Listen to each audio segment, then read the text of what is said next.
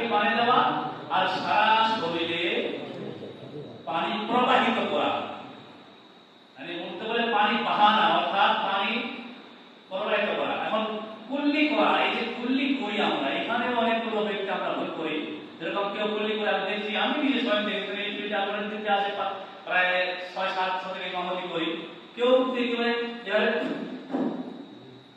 এরকম করে, মানে অল্প পানি নেওয়ার পরে ঠিক আছে, এটাই মনে করে ওনারা কুল্লি, হ্যাঁ এটাই মনে করে কুল্লি, আর এইভাবে কি করলো, গোসল করে নিল। বিরাদান মিল্লাতে ইসলামী ভাবে কুল্লি নয়। কুল্লি কিভাবে করতে হবে জানেন? কুল্লি যখন আপনি করবেন, মুখের মধ্যে যতটা পানি ধরবে ততটা পানি আপনাকে নিতে হবে। নেওয়ার পরে এই পানিটা একদিক সেদিক ঘুমাতে হবে, অর্থাৎ মুখের ভিতরে এই যে হাত আছে, হাত পর্যন্ত যতগুলো অংশ আছে, এই সমস্ত অংশকে আপনাকে ভিজাতে হবে। তারপরে হবে না কুল্লি। শুধু একটু পানি আর ভিজে দিলেন, ভিতরের অংশগুলো ভিজলো না, এটা কুল্লি হবে না। আর যখন কুল্লি হবে না, এটা ফরজ। আর যখন ফরজ আদা হবে না, আপনার গোসল হবে। গোসল যখন হবে না পাবে না। তো কুল্লি কিভাবে করতে হবে? খুব ভালো পানি নিয়ে ভালোভাবে আপনি কুল্লিটা আগে এদিক সেদিক ঘোরাবেন, তারপরে কুল্লি করবেন।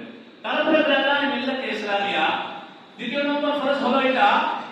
দ্বিতীয় নম্বর নাকে পানি দেওয়া। নাকে পানি দেওয়া অনেকগুলো এরকম করে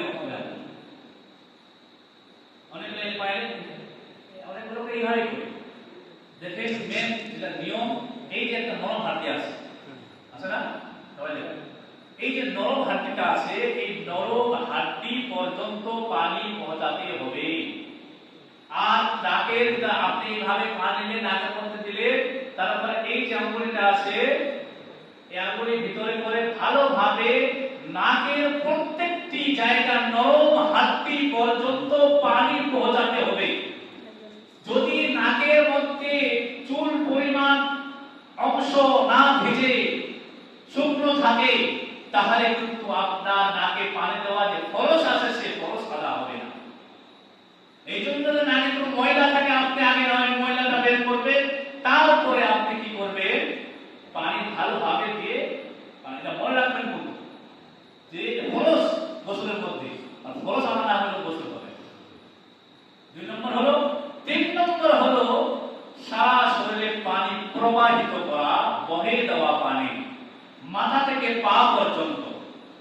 এই জন্য শরীরের মধ্যে আপনি নিজে জানতে পারবেন এমন কিছু জায়গা রয়েছে, যে জায়গাগুলোকে সতর্কতা হিসাবে আপনি পানি না পৌঁছালে সেই জায়গায় পানি পৌঁছবে না।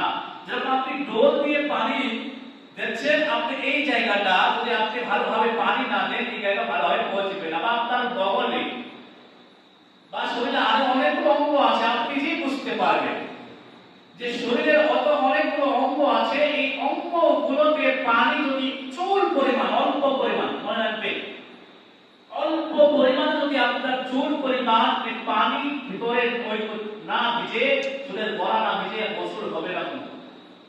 ফরজ গোসলের কথা বলছেন, গোসল হবে না। আপনি যে বলেন গোসল যদি না হয়, আপনারা আপনি জানেন না, এভাবে করে গোসল আর নামাজগুলো পড়তে যাচ্ছেন, আপনার নামাজ নষ্ট, আর কোরআন পড়ছেন, কোরআন আপনার গুনাহ হচ্ছে, কোরআন পড়া। তো এইগুলো জিনিস আমাদের লক্ষ্য করতে হবে।